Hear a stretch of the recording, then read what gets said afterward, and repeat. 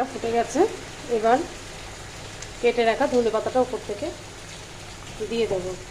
এটা কিন্তু সকালের টিফিনে রুটির সাথে খেতে কিন্তু খুব ভালো। সঙ্গে একটু আলু দেওয়া আছে, আর সঙ্গে তো ডিম ভাজা হবেই। যেরকম আমরা ছোলার ডাল আলু দিয়ে করি, এটা রসুন পেঁয়াজ দিয়ে মুসুরির ডাল। ব্যাস হয়ে গেল, রেডি। টিফিনের জন্য এই ডালটা তৈরি করা হচ্ছে। মুসুর ডাল আছে, আলু আর টমেটো। এটাকে ভালো করে মানে খুব গড়িয়ে সিদ্ধ করবো না, একটু ফাটা ফাটা সিদ্ধ হবে। আর রসুন পেঁয়াজ দিয়ে সম্বার দেওয়া হবে। লবণ দিয়ে দিলাম, এর মধ্যে একটু হলুদ দিয়ে দেবো, কাঁচা লঙ্কা দিয়ে দেবো। তারপরে ফিরে আসছি, দেখাচ্ছি।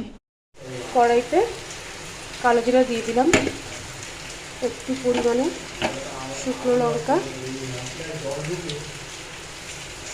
দিয়ে দেবো, রসুন আর অল্প করে পেঁয়াজ। এটাকে একটু ভালো করে ভাজা ভাজা করে নিই। দিয়ে দেবো কাঁচা লঙ্কা চেরা, দিয়ে দেবো টমেটো সেদ্ধটা। এটাকে ভালো করে মশলার সাথে মিশিয়ে নেব। হলুদ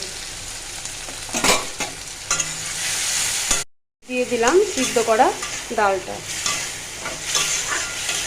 ভালো করে মশলার সাথে মিশিয়ে নেব।